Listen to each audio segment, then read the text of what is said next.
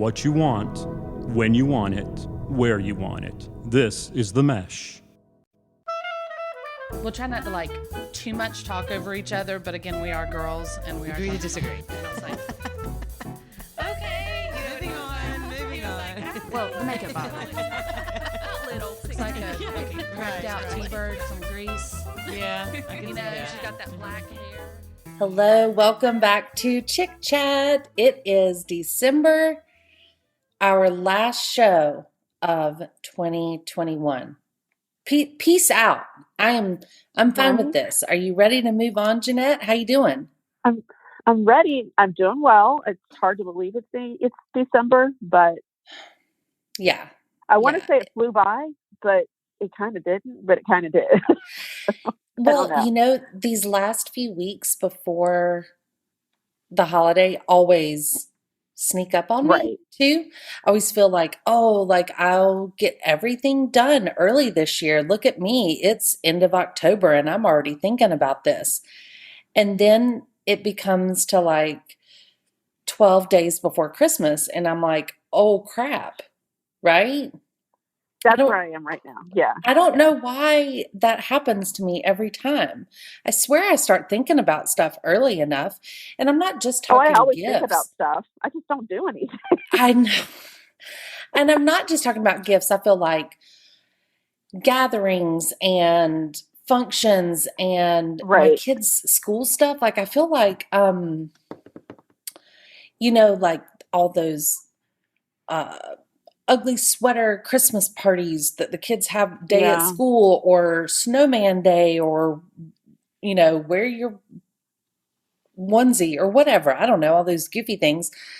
It's like they all seem to happen right there at the end. Thanks school system for just putting that on us right here at the last week before school's out. But my kids are loving the season, obviously. We're staying busy because my daughter made the basketball team. And Awesome. that is, and so it's high school basketball. And that is a whole new world. They're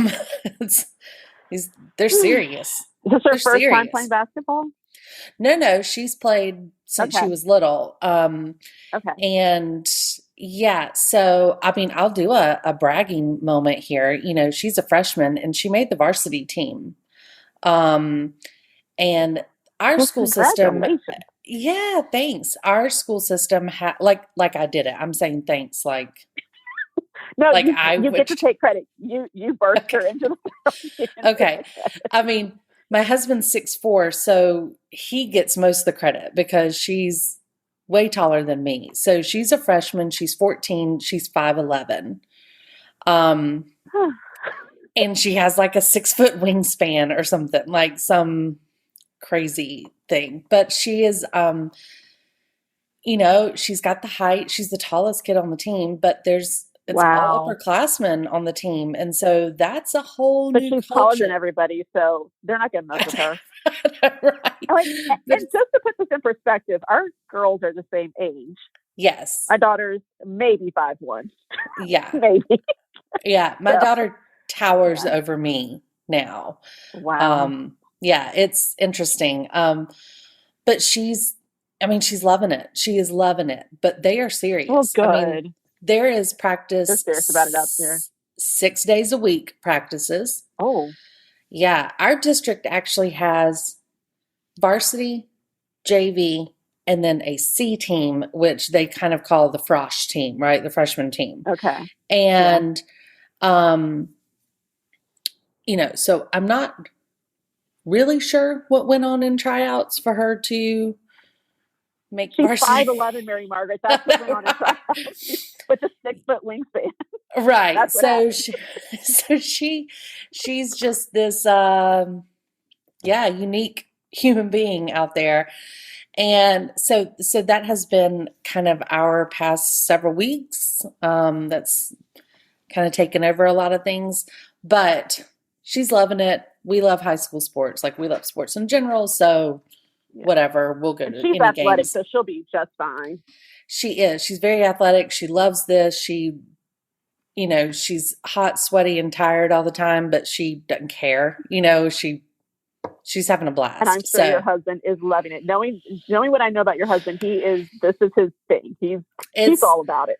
This is up his alley. He is a proud papa bear for sure. And so we're enjoying it, but it is a lot. And then it adds on to the whole season of things. You know, and I don't know if you've dealt with anything. Have you had to deal with any shortages or shipping issues or problems getting something you were looking for? I know that's like a big deal right now, right? Like, have you had any problems? Yeah, not yet, but full disclosure, I'm in that panic mode now because most of what my daughter wants does have to be ordered. So she's gonna open up a lot of IOUs, like on its way. It's coming. Here's the online receipt, I promise. Right. There was a shipping issue, not mom waited 2 days before Christmas to actually order it. Right. I mean, it could be both. Yeah. But it could be both, but she won't know that it's both. Right. Mom, why is there a Sharpie marker over the date ordered? None of your business. They didn't process it till that date. I ordered it a month ago. Exactly. This was the confirmation receipt. List, I ordered it in October, right? Yeah. Right.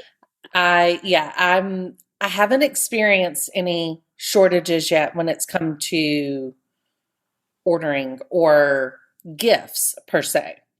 However, have you been to the grocery store lately? Yeah. You got any food shortages you've come across? There's one grocery store that I go to that, yes, it's like frustrating because you never know what's going to be there or when or what time of day is left to go. But then the other one that I go to, like, I haven't had any issues at all. Yeah. It is weird how I don't know if they go from store to store. Yeah. And it's, I've learned a little bit recently. It is about the provider company, the main company, that's got the food in the refrigerated trucks and stuff, right, that are on the interstate. Okay. Because I know, for example, someone who drives a truck for one of those companies. It's a big one in North Carolina. And I had asked him, over Thanksgiving, I said, do you guys have any issues with all the shortages and stuff? And he said, I haven't really run into it because the stores I supply for haven't had orders of certain products they use. However, the other grocery store in town, like I'll just tell you, like he delivers to Lowe's and Publix. Okay. And he's had no issues with shortages or things not being his usual orders. But the Food Lion in town is having big problems because their supplier is not getting certain products. So it's really not just the store. Because the one that I'm like, shelves are empty is Food Lion, and the one where it's like, I have no issues is Lowe's. So there you go. Yep. So it's all about who they have contracts with. And then if those contracted people are having issues. So that's where it all comes in. It's really weird. But I did hear, and this is just a fun little fact for you, that Kraft, the brand Kraft, cheese and all that stuff, they have a major cream cheese shortage. Okay. Coming up on the holiday season, everybody needs cream cheese, right? You're making cheesecakes, you're making dips, you're making everything with cream cheese, right? I'm making Oreo balls. I mean, those are what I give away. Thank you. Yes. Well, I need loads and loads of Oreo balls. Well, don't go to Food Lion then, I guess, right? Or wherever they're going to have problems. I'll be hitting up Lowe's. So Kraft has announced that for a few days, the holiday season, a limited number of people will be able to spend $20 on dessert and charge it to Kraft to help make up for the fact that they have a cream cheese shortage. Okay. So on December 18th and 19th, up to 18,000 people will be able to nab the right for a reimbursement of a holiday treat. You can submit your receipt to the company, and Kraft is trying to soften the blow, if you will, of cream cheese shortages on the shelves. It's become a hard to come by grocery item basically since the pandemic because of people being at home and baking and eating at home. Cream cheese demand jumped 18% after the pandemic started.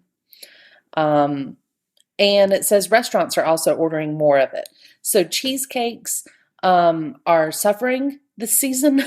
And Junior's Cheesecake, who sources their cream cheese from Philadelphia, says that last week it's been struggling to get enough supply to deal with their cheesecake production levels.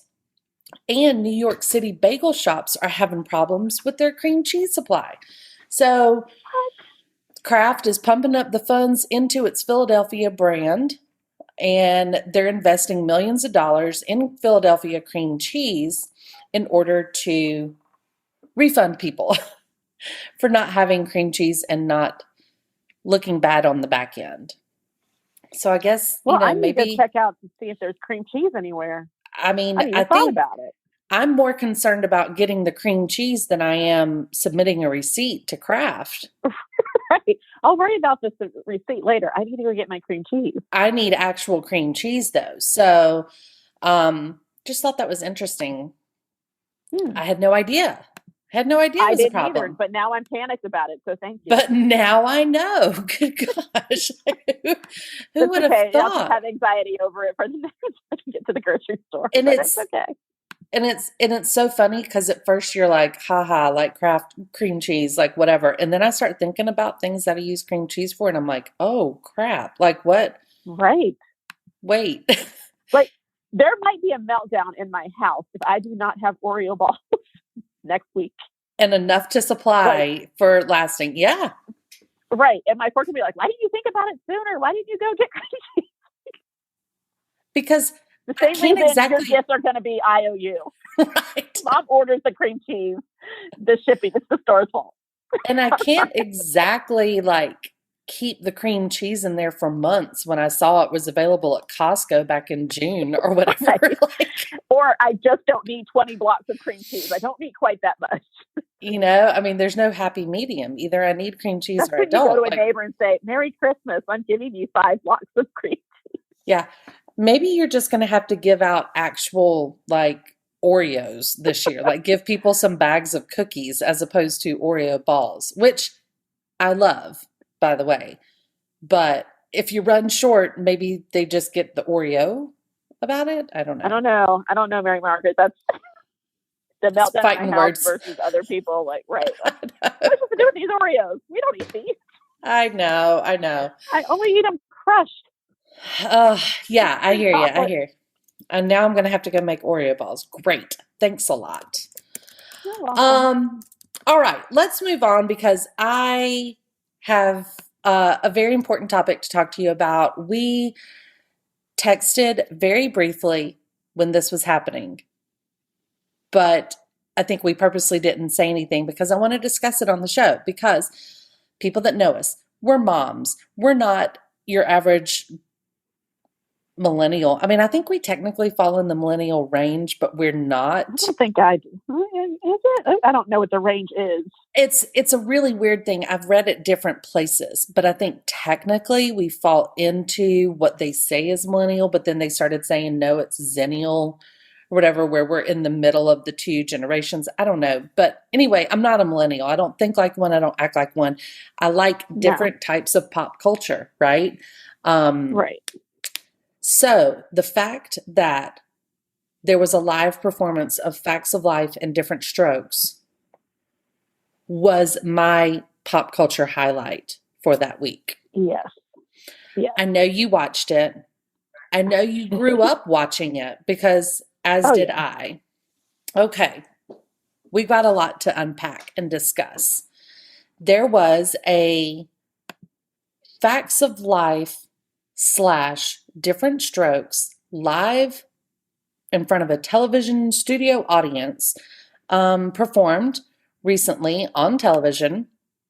And Um, I don't even really know where to start.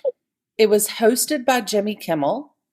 They've done this before. They did it with what, All in the Family, and Yeah. And was it the Jeffersons?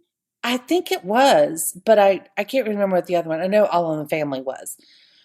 Because So I the way think they try to do shows that kind of cross over into each other, and the Jeffersons exactly. and All in the Family kind of crossed over. Yes. So what I like about this is that they include, a real episode. They reenact an actual episode from the 80s or 70s or 60s, whenever the show aired. And they've done this, like I said previously, but this one I could relate with a little bit more because it was real deal what I watched growing up. And Facts of Life was a big deal for me.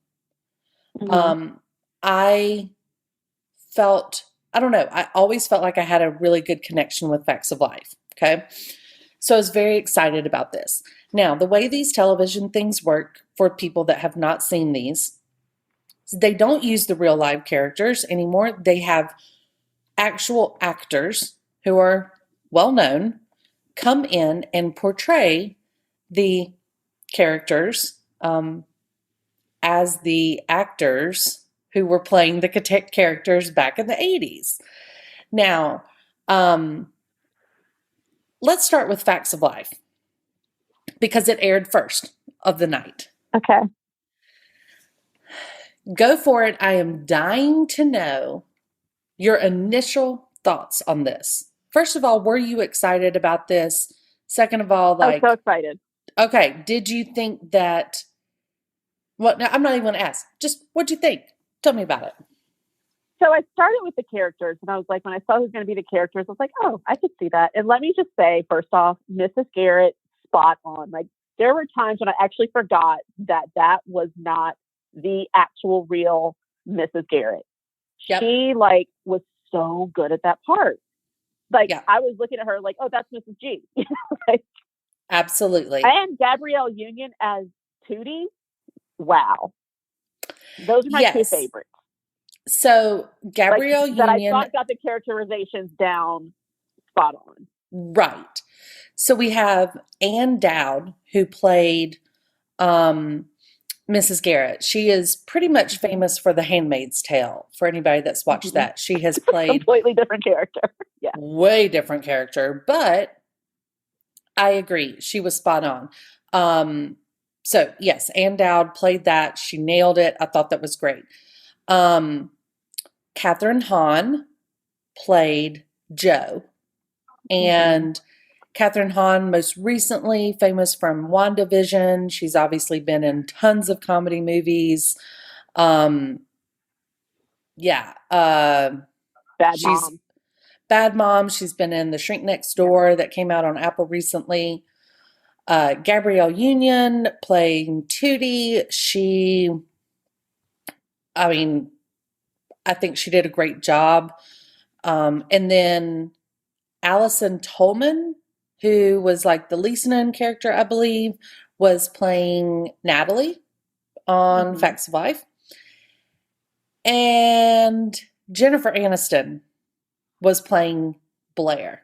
Jennifer Aniston's a huge name, right? And we'll get to her in a minute. So Mrs. Garrett, check. Tootie, check.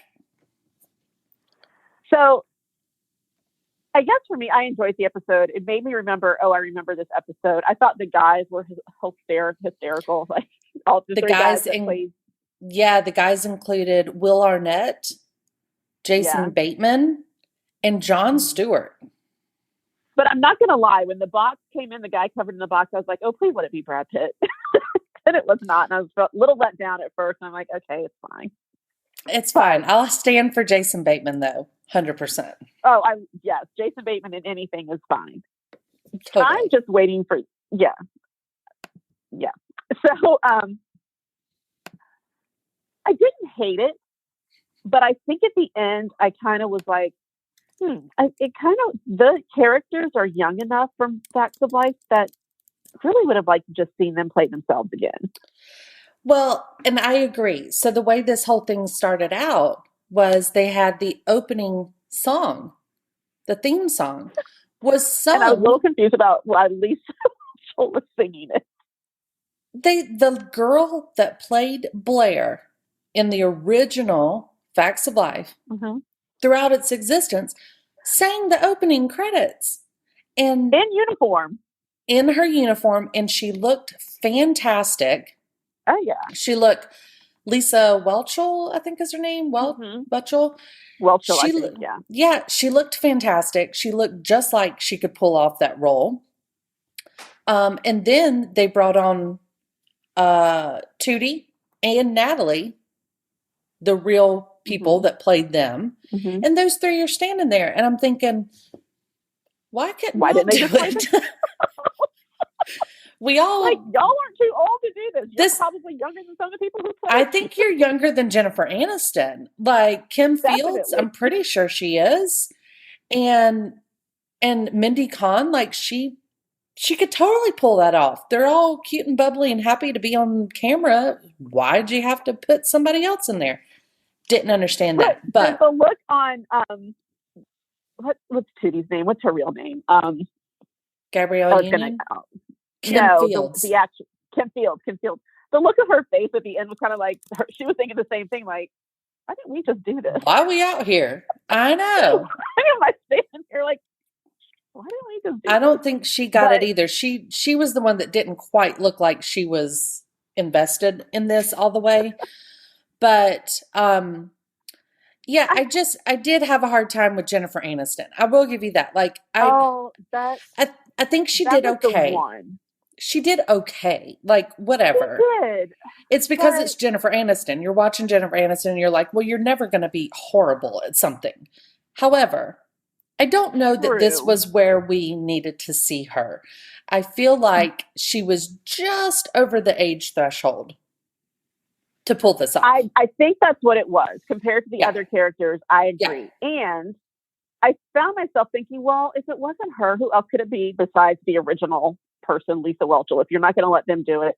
And the only person I could land on was Sarah Chalk, or Chalky, whatever, the girl who played the new Becky, or she was also in Scrubs.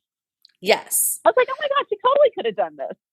But I love that was the one that I was like, And then Joe, I kind of liked, but then I was like, Joe was more tough than like, I feel like I love the character. I love the actress that played Joe in the live version. And I love the actress who played Joe in the original series. But I feel like she was a little campy with it, little over dramatic. It was a little overdone. Joe, way overdone. And I was excited about her doing it. I was like, oh yeah, she could totally pull this off. Well, but Joe to me, in the real series, Joe to me was always the one with the one-liners that was a little like she didn't want to be in the spotlight, right? So she was maybe sitting in a corner watching what all was going down, and she'd make a smart aleck remark. But there wasn't the full-blown dramatics behind it of like her body movement and stuff, which is what Catherine Hahn did. Catherine Hahn was very like almost, it was just overdone a little bit. However, she looked great for that role. I think she, you know, it made me believe it. I get it. But it was a little overacted. And so, you know, whatever, I can give her that. But the Aniston thing of it was just a tiny bit too much for me. Thing. Well, and when it started, I thought, I didn't know there was something going on with her lip. I'm like, is she wearing fake braces or what's happening? It was just like she prepared for live TV a little too much. Yeah, and you know the way that Jennifer was going on, the way that Jennifer Aniston has now. Did you watch the HBO thing for the reunion of Friends? Yeah. So did you notice that there too, that when she talks now, it's very, almost like her mouth doesn't open up all the way. It's kind of something about Botox. That's That's the only thing I can explain for it. Yeah. But there's something with her mouth that makes almost the octave of her voice a little bit lower. And it's just the way that she holds her mouth, and it annoys me a little bit.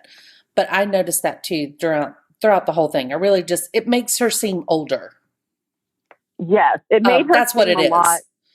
Made her seem Mrs. Garrett's age. Yeah, absolutely. Yeah. But But overall, I liked it. I mean, I watched the whole thing. I laughed throughout it. It was funny. I love watching when they do live TV things because I do enjoy when they get tickled, and they start to almost giggle throughout. Like, I find that humorous. Some people get annoyed with that. I think it's funny. Yeah, I think so. I'm a little shocked that they went with Jennifer Aniston just because her character's so associated with Rachel, another TV show. Yeah. So that kind of surprised me a little bit. And I got her joke at the end, but my daughter was watching with me and she didn't. Like, it went completely over her head when she was like, "Oh, don't worry, I'll be there for you." I was like, "Oh," and my daughter was like, "What was funny about that?" I was like, "I'll be there for you," the same song. She was like, "Oh, okay." Yeah, she was like, "Good one, whatever." But that's not her fault. I'm sure the writers wrote that in because there was one at Diff'rent Strokes too. But yeah, and there is the connection between Will Arnett and Jason Bateman, who have a podcast together with Sean Hayes called Smartless. What? Oh my gosh, yes. I mean, aside from ChickChat, it's amazing podcast to listen to. That. Jason Bateman, Will Arnett, Sean Hayes. Sean Hayes, who was in Will and Grace, right? Yeah. Just Jack. They have this podcast called Smartless, and it's on, any place you want to listen to podcasts. But it's fantastic. These three guys are actually like really good buddies. So they play golf together, or they like hang out together. They all live fairly close to each other. Therefore, they are so comfortable like ragging on each other about stuff. And the premise of the show is one host brings on a guest and doesn't tell the other two who it is. And they're Zooming this the whole time. So it's all remote. So the guest is is on the call, but is covered up on his screen or her screen. And they have to like kind of guess who it is. And then they announce it and it's like, "Oh, it's Jennifer Aniston," or whatever, and then, so they don't have questions prepared or anything based on who it is.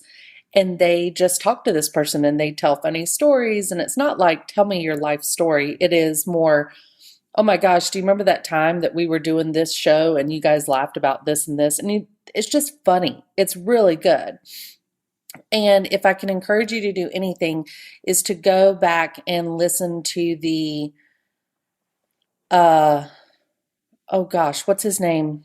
The guy that, late night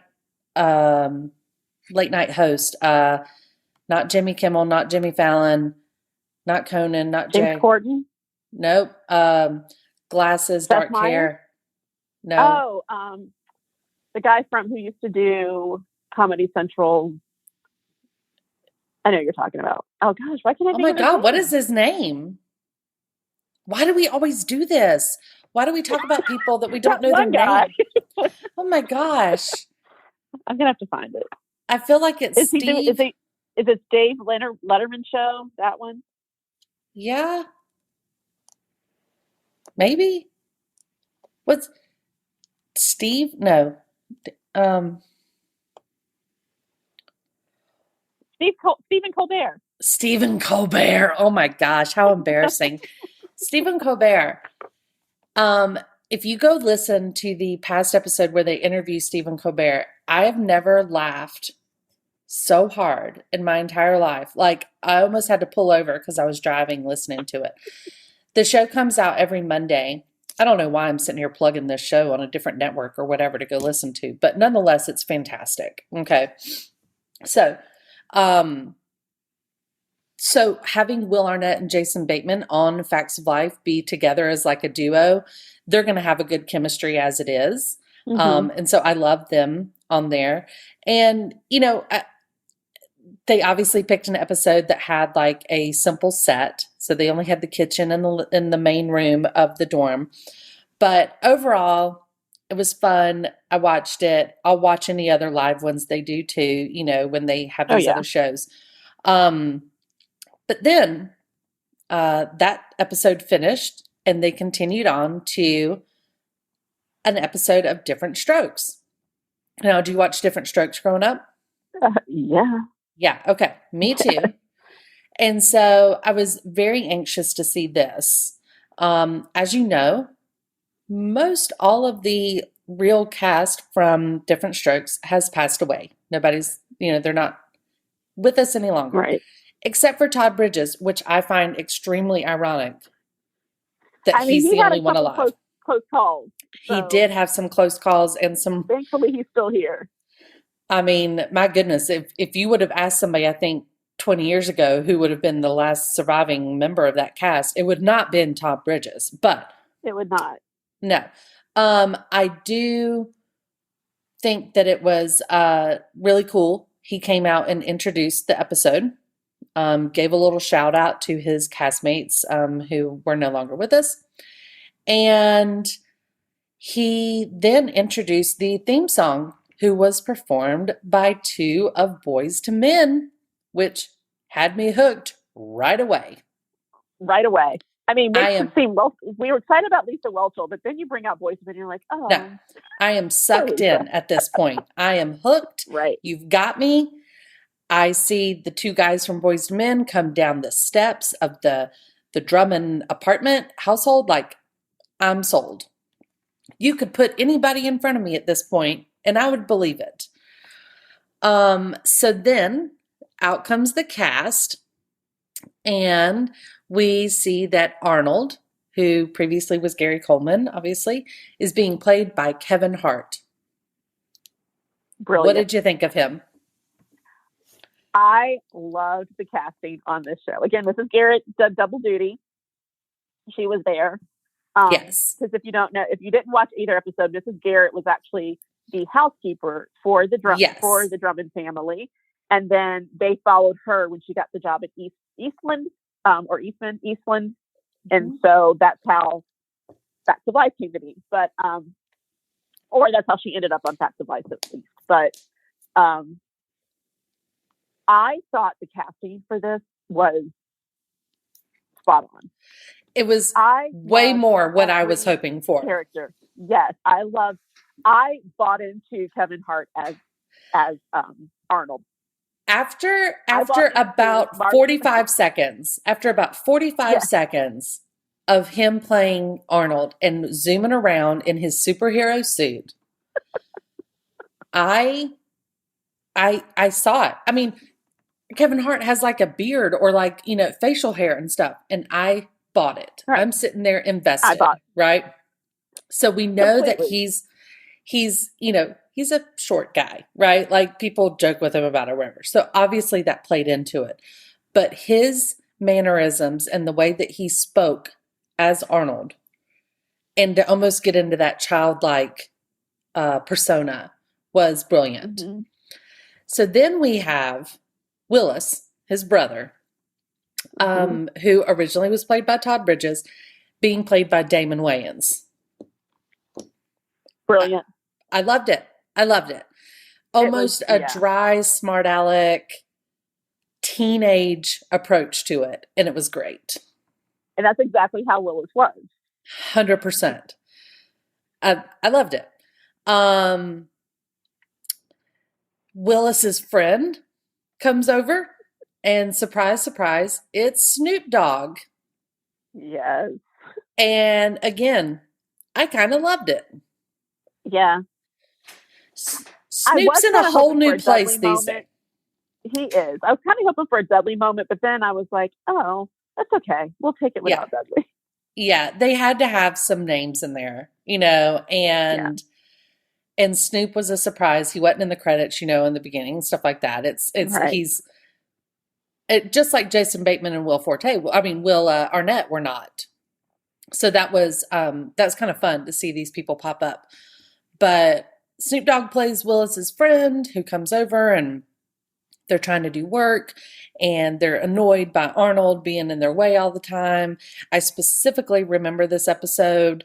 And not only was it just this episode, but this kind of gave a big overview of how the whole show was premised, a lot of it, like we're buddies, we're brothers and stuff, but we're at different points, we're struggling, we fight, we make up, whatever.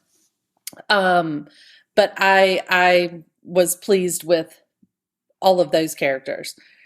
Then we have Mr. Drummond, played sweetly by Conrad Bain back in the day. An old white man, basically, who has adopted these two black boys off the street, the tough streets, in his limousine, right? But now this time was played by John Lithgow. Perfect. I loved it. Yeah, I loved everything about it. He almost sounded like him and really looked like him. Like he really took on that character, I felt like. I thought he was great. And then again, like we said, we had Mrs. Garrett in there with him. But there was one moment that I found myself almost like completely back into watching Diff'rent Strokes when I was younger, is when towards the end of the episode or middle of end of the episode of Diff'rent Strokes, Arnold is sad that Willis is not like wanting him to be around. And Mr. Drummond sits on the couch and picks up Arnold and puts him on his lap. Yeah. And here's John Lithgow picking up Kevin Hart and putting him on his lap. But immediately I start remembering like, oh my gosh, like that happened in almost like every episode, like I forget that Arnold was this little boy that they picked up, they carried him around. He, because he had such a big personality, he had such a big role in the show that you forgot sometimes because he was older than he was portraying, but still, you just tend to forget that he's still like a little kid in it. Yeah. And to see John Lithgow pick up Kevin Hart and put him on his lap and then kiss his forehead, I was like, oh my gosh, this is exactly what I remember. And I believed it right now watching it.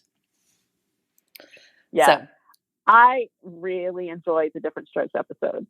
Yeah. I liked the Facts of Life one, but I found myself like in the episode more with Diff'rent Strokes, like buying that these were the actual people who were playing these parts, and no overacting at all. Even on Kevin Hart's part, he's playing, that's just how he acts normally in his movies, I guess, or even anything you see him in. Yeah.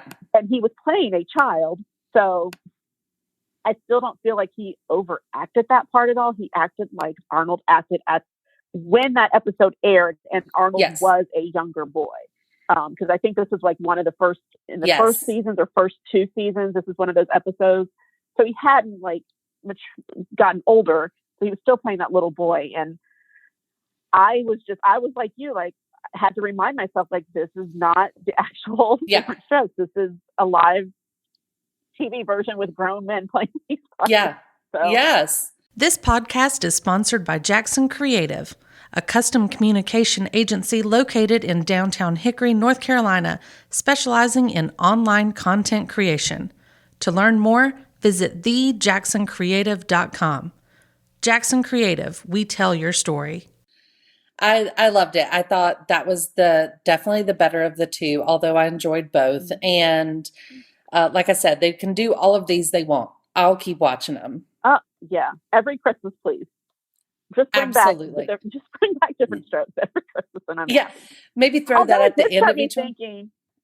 Yeah, like it started me thinking, what other ones could they do? Mm-hmm. Like I don't know. Thought at one point that I don't know, maybe I watched some obscure things, but some of the ones that I would love to see, like I would love a Mork and Mindy. Did you ever watch the show Kate and Allie? Yeah. Okay. I would love to find Kate and Allie somewhere online streaming, first of all, because I'd love to watch it again. But I always thought Kate and Allie was fun. But the one I think that they could pull off pretty easily would be Who's the Boss? Oh, yeah, they could do that one. Because that set-wise, like a lot took place in that living room, and they've got the struggle of like kids and adults and stuff. So I feel like Who's the Boss? And then there's always Silver Spoons. They were always in the living room. Yep. Growing Pains. Yeah, they could be Growing Pains. Or Family Ties. That would be amazing. I mean, that whole generation of those shows is spot on, right? Like, yeah. Why are we not I always watching tell my daughter, our shows, with the shows I watched growing up, I feel, and maybe it's just nostalgia, but so much better than what they're watching now. You're 100% correct. That's all there is to it. I was like, we had theme songs. We had clear, here the show is starting. I never going to turn on my TV at 8:00 and then it's already like 3 minutes into the episode because they just kicked it off at 8:00. Yes. I had the theme song and a commercial before I got to the episode. And those were just, they were just good. Like I could watch them with my family. Yeah. I feel like I could watch them with my family. I feel like I can remember my parents watching, like, we watched a lot of Family Ties and Growing Pains because, those had like hidden messages in it, like life lessons. Mm-hmm. So we watched a lot of that as a family. But I can't stand watching stupid Sam and Cat or freaking these Disney what's that one? Good Luck Charlie and crap with my kids constantly. Like I just can't do it. They're silly, and I get why my kids like them. I get them. There's some funny things, cute things, whatever. But like, it's not like it was. I mean, Matthew Perry. Even the shows that come on like Friends or any of those shows that come on prime time. Sometimes the jokes are a little too much for you to be like, okay, we can't watch this anymore. Yeah. Yeah. Friends is a tough one. Friends is one that I think people assume everybody should be watching, like, and you could sit around with your family and stuff and watch, but it's still hard to kind of swallow some of the ones where they're talking about, Joey sleeping with as many women as he can and all this stuff, right? Like there's still some stuff in there you're like, this isn't exactly the wholesome stuff I used to watch. When in Growing Pains, when Matthew Perry was dating the daughter on the show, Sandy, he played the character Sandy, and then he died in a drunk driving accident. Like, that's right. Holy smokes, and Mike had to come and tell her that like Sandy had just died when she had just left the hospital. Like, I can clearly remember crying at that. And then when Boner left to go to the military and he like had to hug Mike by and they had to hug each other like 4 times and stuff. Niagara Falls, like this was, I was seeing real life stuff, and they don't do that anymore. and even Family Ties with Michael J. Fox falling in love with the woman who is now his wife in real life. Yeah. And that song playing and you're just like, oh no. Like everything. What would you say? I mean, even when I hear that song these days, I go back to that moment. Like I go back there. I hear that song and I'm watching them at the dance break up. Yes. I mean, heartbreaking every time. Every single time. Every single time. It is, it's just not, they just don't make them like they used to. I'll say it just like my dad did back in the day. Like, that's just it. Buying into it. I'm all for these live shows. Keep them coming. Keep them coming. I could do this all day long. I could talk about everything that's come back around. Speaking of. Well, maybe we're going to say the same thing. Go ahead.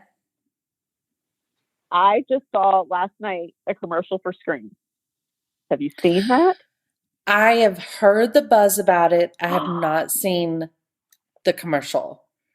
Tell me, who's in It this? looks everybody From the Neve original Campbell, Courtney Scream. Cox, David Arquette.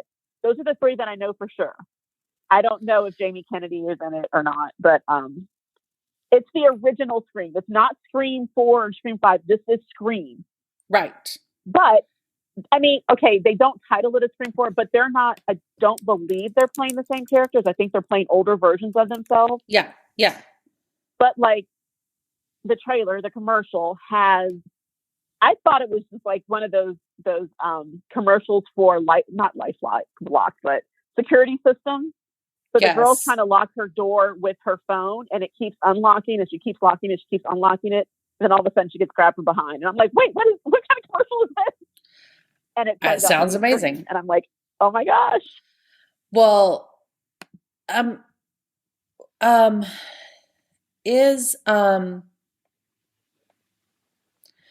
who were the bad guys in it?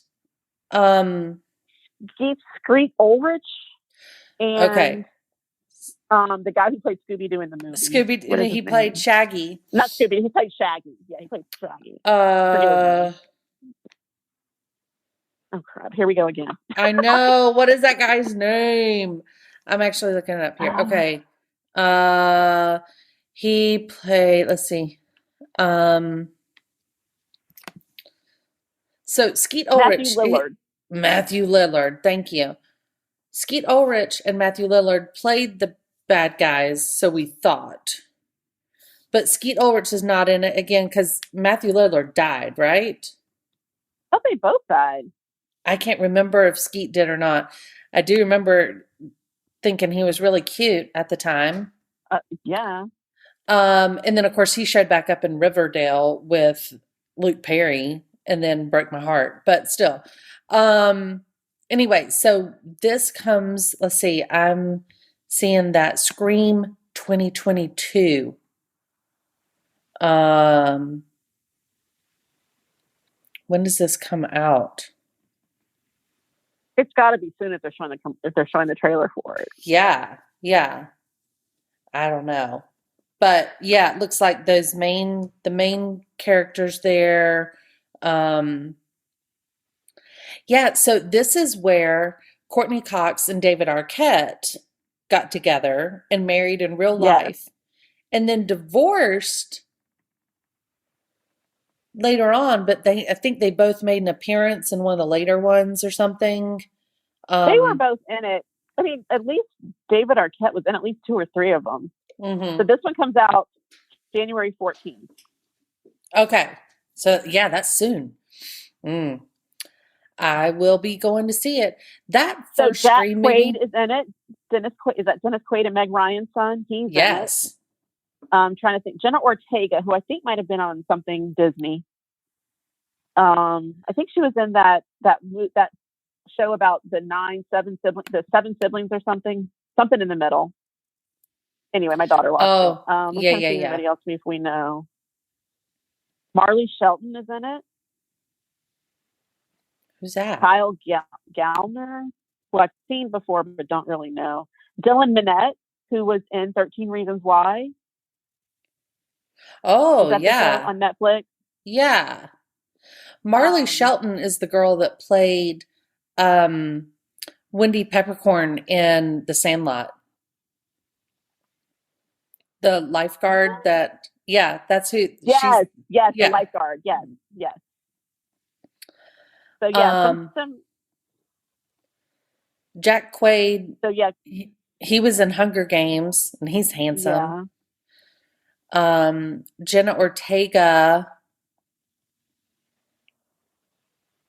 She was on Disney. It was something in the middle. There were 7 kids, and she was like the stuck in the middle. This one, stuck in the middle. Yeah. Yeah. Okay. Interesting. So pretty good cast. I'm down. I am down for it. I will.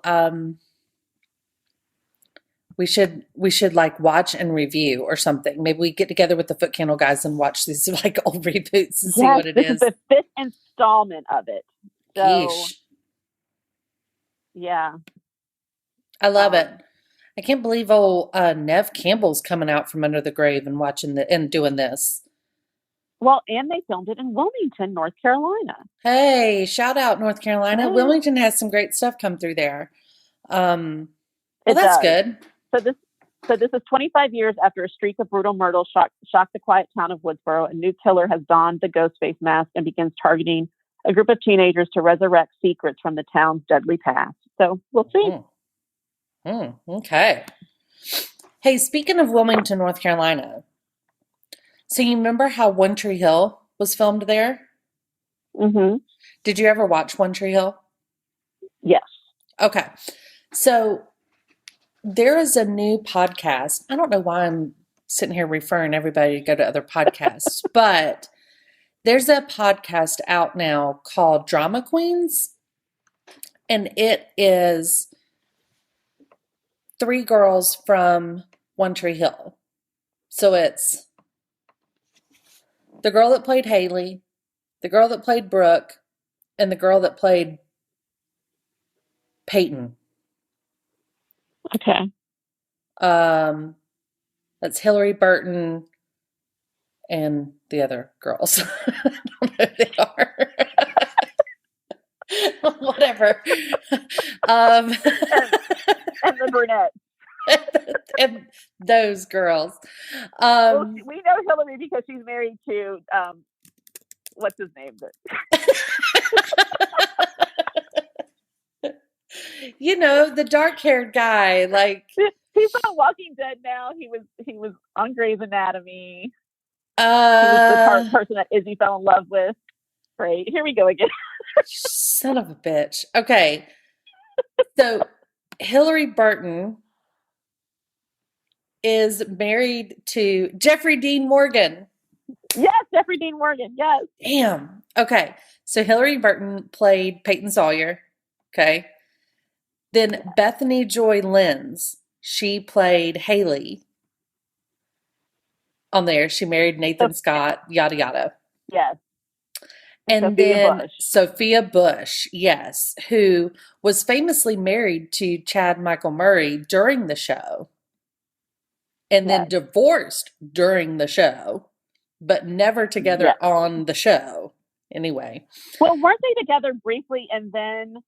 Yeah, I think it's like a fling of sort type stuff. Yes, yes. Yeah. But they were never like married on the show or anything. No. No. So anyway, these 3 ladies have started this podcast, and every episode of the podcast is a recap of one episode of the show. So they started with season 1, episode 1. They all 3 are on a remote podcast, like zooming in. They watch the episode and then they discuss it for like 30 minutes after the show. And they're taking this episode by episode. So you're kind of hearing them talk about like, oh my gosh, do you guys remember when they made us do this and we had to yada, yada, whatever. Like they're telling behind the scenes stuff, but they're also talking about like the impact that this kind of had like on their lives and in your daily life if you were a watcher or whatever. So there's all these people going back and watching One Tree Hill from the beginning now, along with this podcast. So it got me thinking, like, what? Okay, so I've listened to a couple of the episodes. I have not rewatched the show per se, but when they start talking about a recap of the show, I can remember a little bit of what's going on. Right. So you can still follow along without actually having to sit down and rewatch One Tree Hill. But it got me thinking, what podcast or what show would you listen to them doing an episode by episode recap of? Not them specifically. Any cast from any show, what would you listen to a recap of like that? I think it would be interesting to listen to something like Sons of Anarchy, because I think there was so much in there that I didn't understand or I didn't know, that I would love to hear their take on why that happened or what was happening. And because I knew what I thought. Like, sometimes I just gloss over things like, oh, well, it is what it is. But I know there was a reason. It's just, like. And there's so many shows there's so many shows like Sons of Anarchy, Game of Thrones, that type of, where they're a little higher level shows, if you will, with complexity wise. Yeah. That I feel like you miss so much, right? Like, my husband's not a TV watcher. He watches sports, but that's about it. But he watched Game of Thrones, kind of binged it, because he got hooked, which is the reason he doesn't watch a lot of TV, because he knows he will get hooked and he can't step away from it.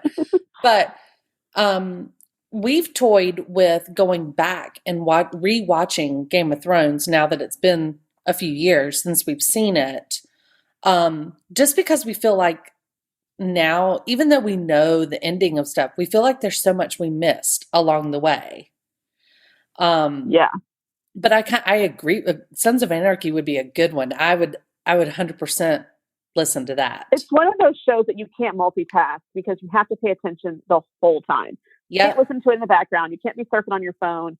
And I drive my people here crazy watching TV episodes like that, because I'm always like, if I miss something, I'm rewinding and I'm going forward, or I'm taping it and I'm like, I'll just watch it later. Because I feel like if I miss something, there's no point in me watching the rest of the episode. I'll just tape it and watch it later, or I have to know what's going on and then continue to watch it. Yeah. But so I would watch that. But so can I just go back to One Tree Hill for 1 second? Yes, please. I liked One Tree Hill. I will tell you the one thing or two things that it took me a while to get over on One Tree Hill. The first thing was Hillary Burton. I watched it, but I could not, for the entire first season, get out of my head that she was an MTV VJ. And so, which is the whole reason she was hired. Let's be honest. Right. She was hired because of that. And I think wasn't she one of those MTV VJs that won a contest to be a VJ? For TRL. I don't know if she won a contest, but she was like a big TRL. Like, that's where she became famous. Yes.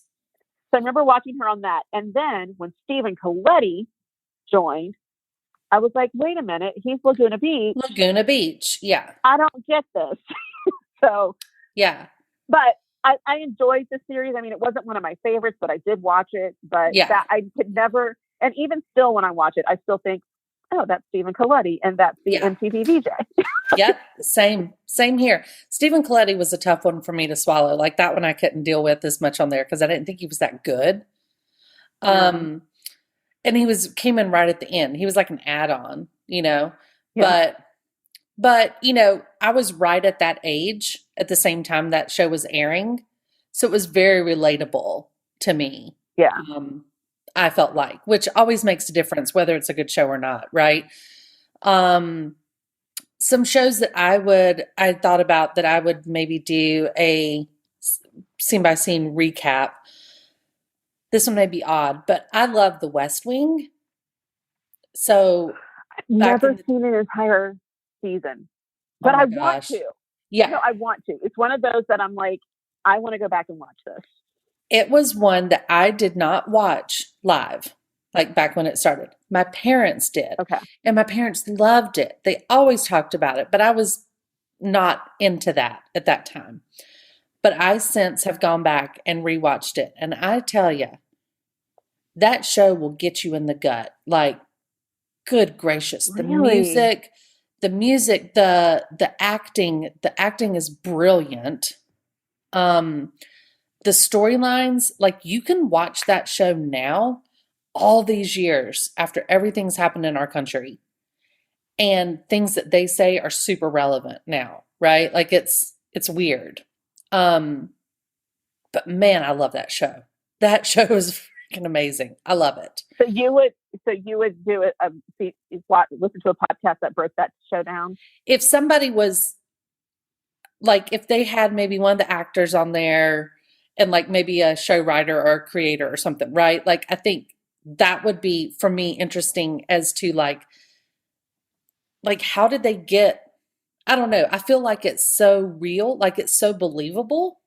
Like I honestly feel like that is what it is Like like that was in the the White president. House. Yes, like that is honestly what I feel like it has to be like in there.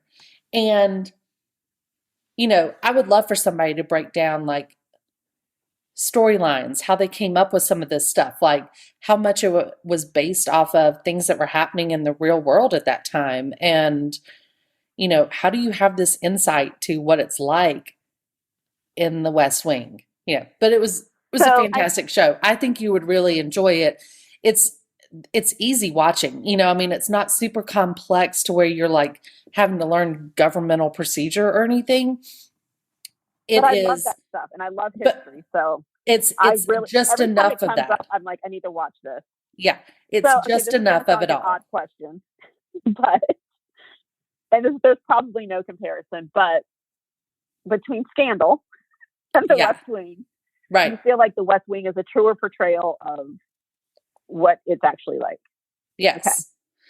I do. I mean, obviously, people went around killing each other in the West. Right.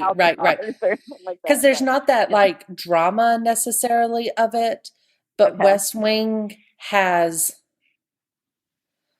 enough of a storyline that keeps you hooked of their personal relationships, but it's not steamy. You know what I'm saying? Like it's more like a ER where you're getting the background into what it's like in an emergency room, and then there's some relationships sprinkled in there, but it's more about the work environment.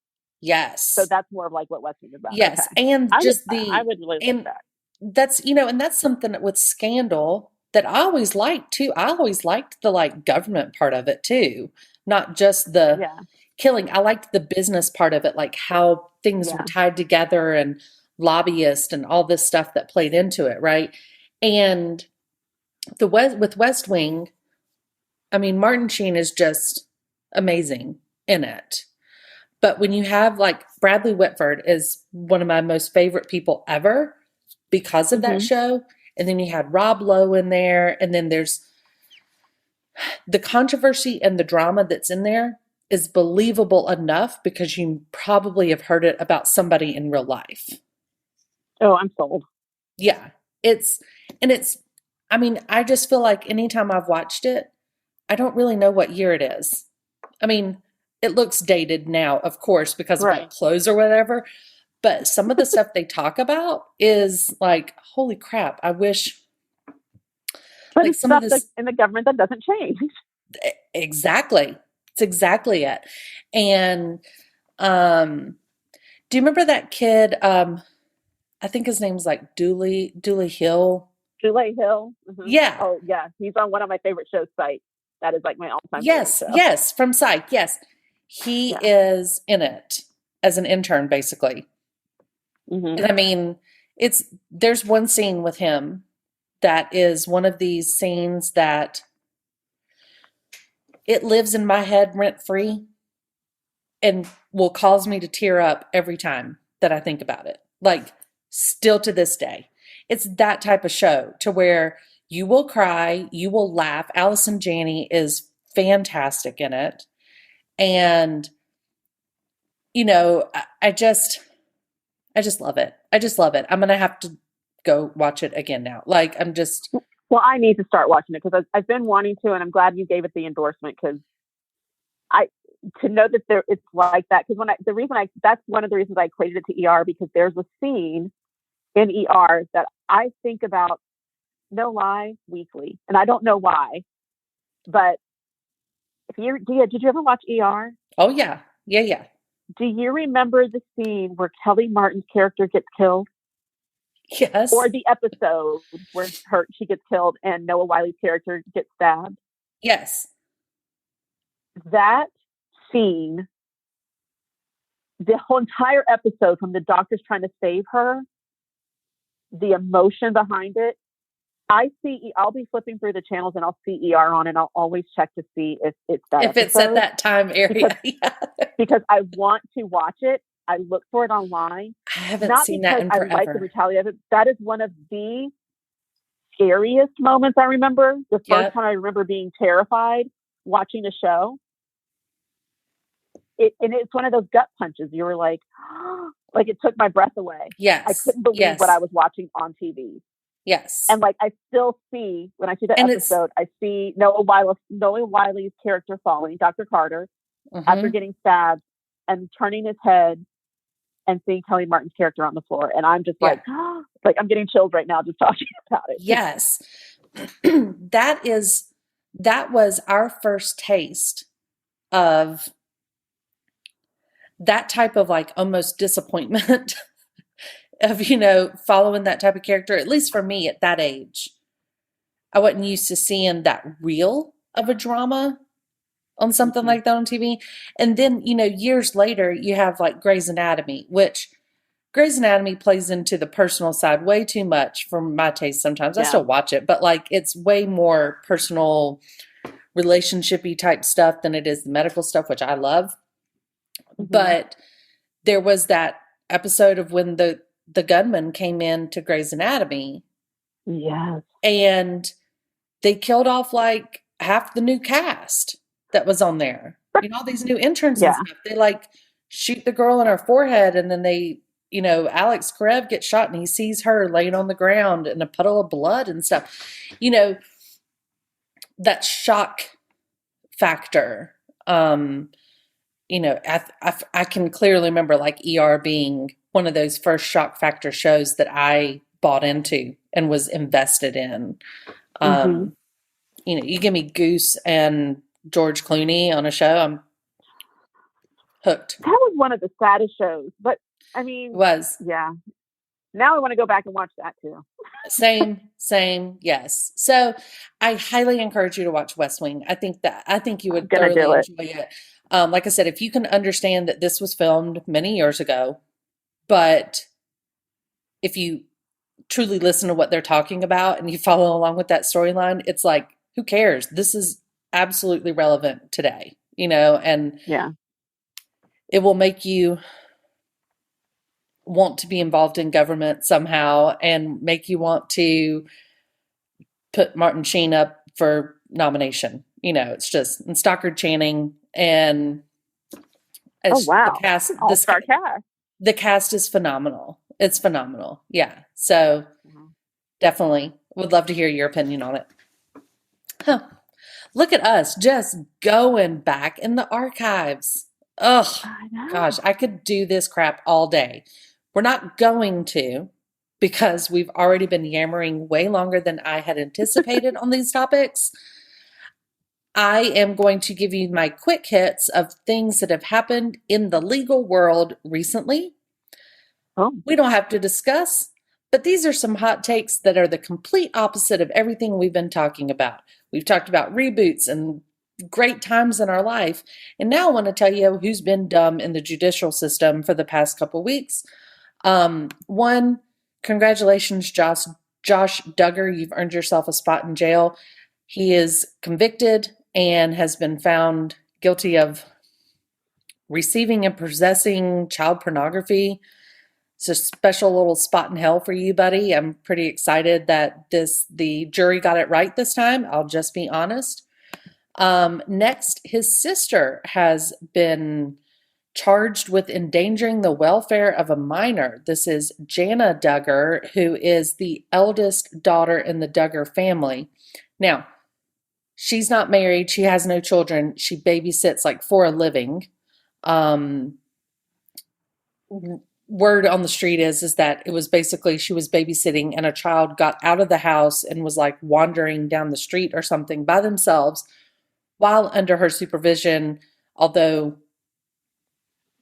they claim that she knows some innocent mistake or whatever. But basically what we're seeing is, here this TLC family that was portrayed in this holier than thou light is now proving, 28 kids or whatever it is they have is not enough to make you good parents, family, responsible adults, apparently. So I'm not saying Jana Duggar's got a spot in hell, but Josh does. Not down with that. Also receiving a spot in hell is Larry Nassar, who has, after a 5-year battle, and hundreds of gymnasts who have come forward as victims of his for sexual abuse have reached a $300 million agreement to settle their lawsuits against USA Gymnastics and the USA Olympic Committee. It's been a big cloud over the USA Gymnastics program for several years now. It's received a lot of attention, and I am glad that somebody's hearing these girls that have been abused by him, as someone who was respected and a team doctor and whatnot. Although I don't think $380 million is near enough. It's a first step. I'm sure there will be ongoing things still, but spot in hell number 2 given out. Lastly, just announced that O.J. Simpson is officially a free man. As you know, probably, that he has received early parole release. He's been cleared from the parole board. This is based off of the 2007 heist in Las Vegas, where he led a group of thieves into a casino and assisted in a robbery. He's 74 now. He was convicted in October of 2008 for leading 2 armed men, 3 unarmed men into a casino hotel to confront 2 sports collectible dealers. He claimed that he was simply trying to retrieve items from his NFL career that had been stolen, but the jury didn't see it that way. He served 9 years behind bars before being released on parole in 2017, but he was supposed to be under supervision until February 9th, but he got time off for good behavior, so now he is a completely free man with everything wiped and everything done. He is, by the eyes of the law, served his time. So OJ is out and on his own now. I thought he had already been out.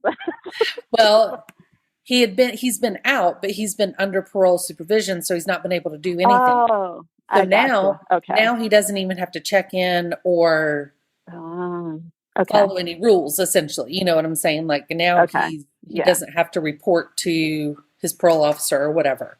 So that is all done. Of course, Jussie Smollett case has been going on, as well as the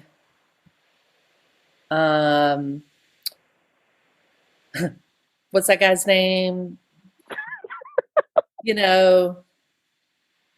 Ghislaine Maxwell. Oh, just she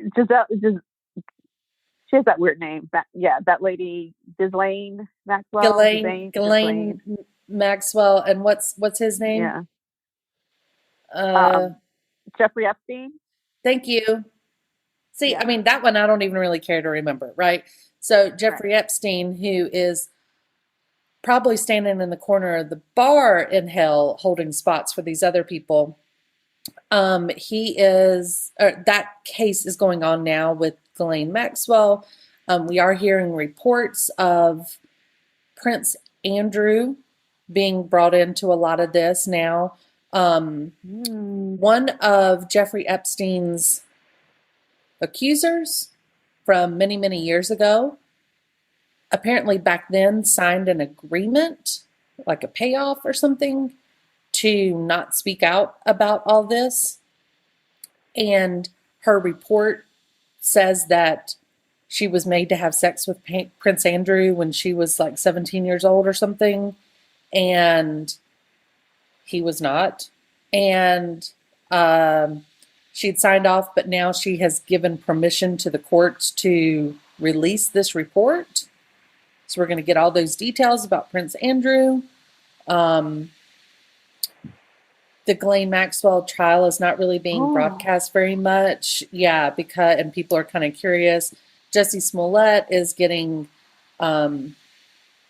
unfortunately, kind of what he deserves, because he has made a mockery of people who have been a victim of hate crimes, and he is now going to pay the price for it. So lots of... That was just ridiculous. 100% ridiculous. Unfortunately not, and I did hear, or fortunately not worth our time. I feel like he's kind of a smug prick, if you ask me.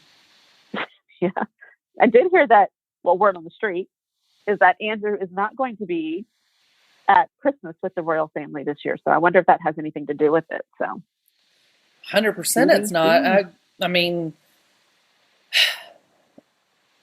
he's probably not invited, right? I mean, right. At this point, they're willing to bring Meghan over, I think, before they're going to bring Prince Andrew in. Yeah. Now, do they have to weigh themselves before Christmas dinner? I would imagine. Yeah. And, you know, with the weight of the world sitting on Andrew's shoulders, he doesn't need to get on any scales. Right. So I'm sure he's going to be enjoying time at home with his daughters and grandchildren. Right. I'm sure that's what they'll say. But cozy at home. You're not going to be here. I don't know where you're going to be, but you're not going to be here. Yeah. That's where you're not going to be. Cheers to you, son. Stay the hell away. Well, that's all I got. You know, like, sorry to throw in the legal stuff after such a fun, like, recap of our favorite things, but had to balance the good and the bad.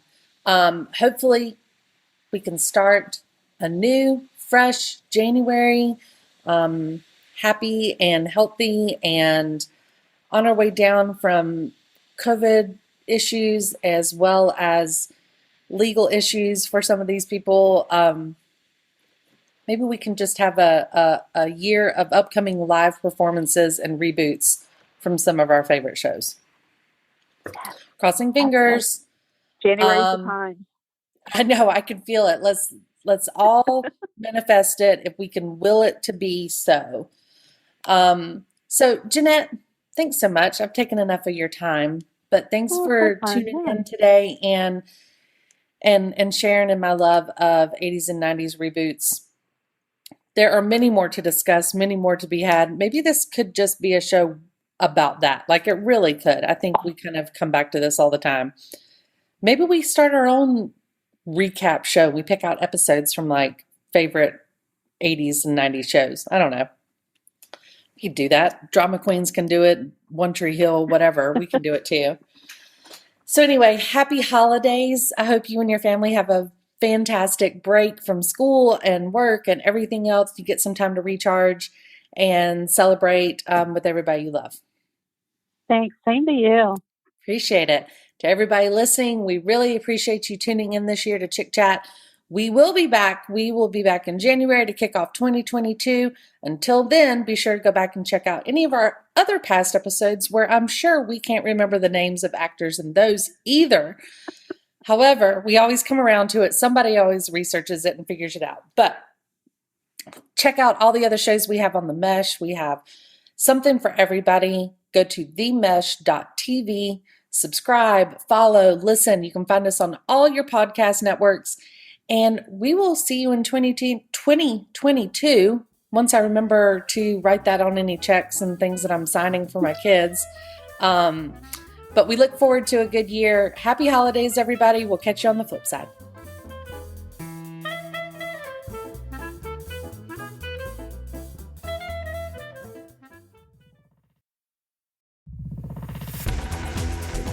You've been listening to The Mesh, an online media network of shows and programs ranging from business to arts, sports to entertainment, music to community. All programs are available on the website as well as through iTunes and YouTube. Check us out online at themesh.tv. Discover other network shows and give us feedback on what you just heard.